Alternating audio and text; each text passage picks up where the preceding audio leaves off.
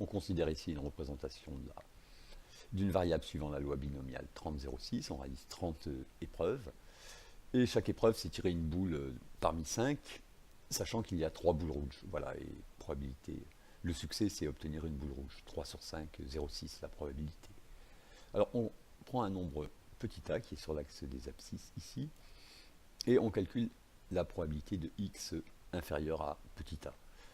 Alors, strictement, ce qui s'écrirait aussi comme ceci, hein. Ça peut être un peu plus pratique, et on fait augmenter petit a. Alors on trouve toujours 0, bien se dire qu'en fait ce n'est pas vraiment 0, c'est-à-dire si on prend beaucoup de décimales, on trouve un nombre très très faible, hein. Alors on prend quand même un nombre raisonnable de décimales, voilà, 3. Et ici on a toujours 0, et on peut calculer comme ça la probabilité de grand X inférieur ou égal à n'importe quelle valeur. Alors nous, ce qui nous intéresse ici, c'est de trouver un intervalle central qui contiendrait environ 95% des probabilités.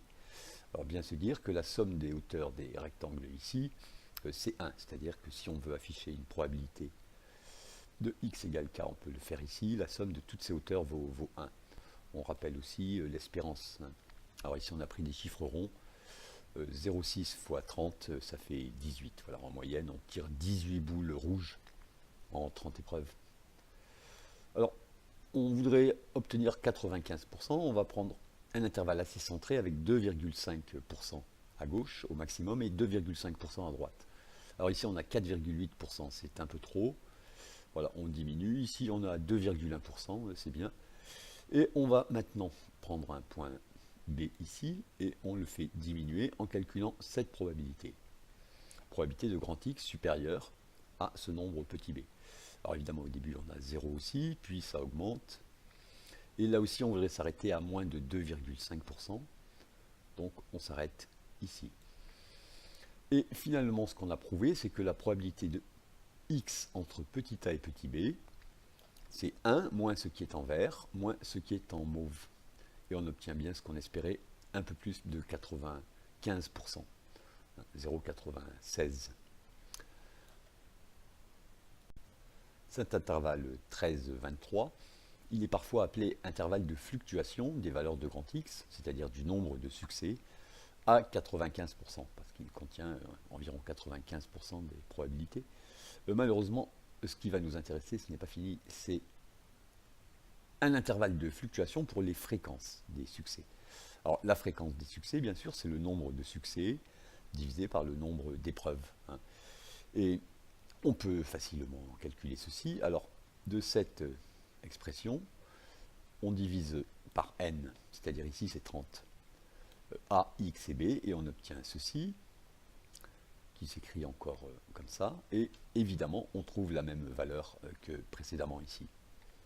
Alors, on va montrer ces fréquences, bien se dire qu'elles sont toutes entre 0 et 1, ce sont des fréquences, des proportions.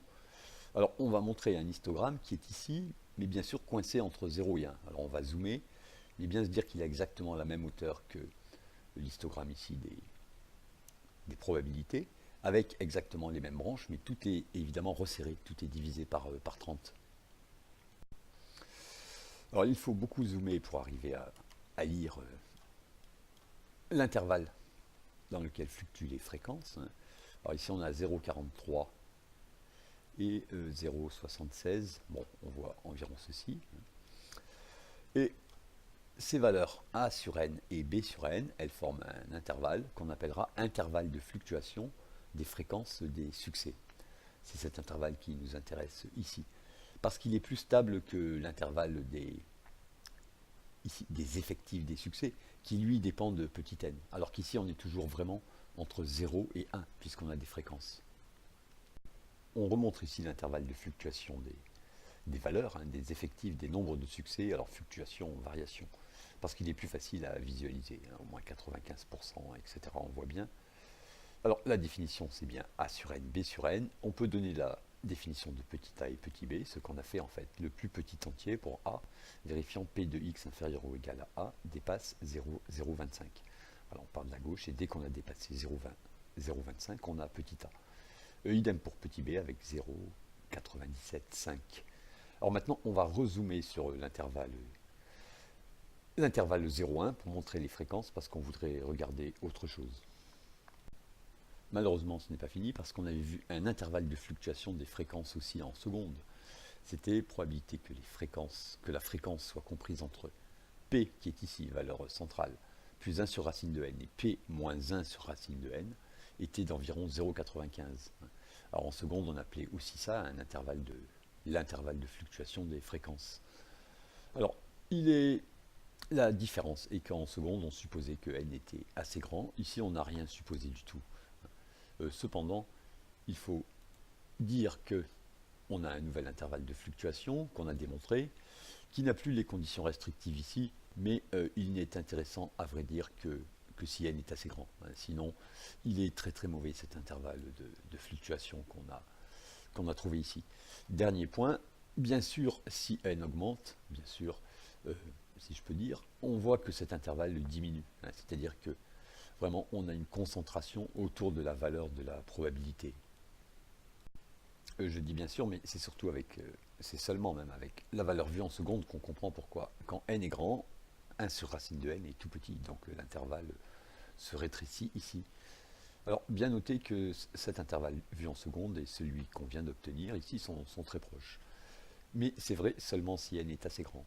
Alors, un dernier point, évidemment ensuite on va donner des applications, c'est-à-dire qu'il n'y a pas des gens qui passent leur vie à tirer 40 boules dans une boîte en se demandant si la prochaine va être rouge.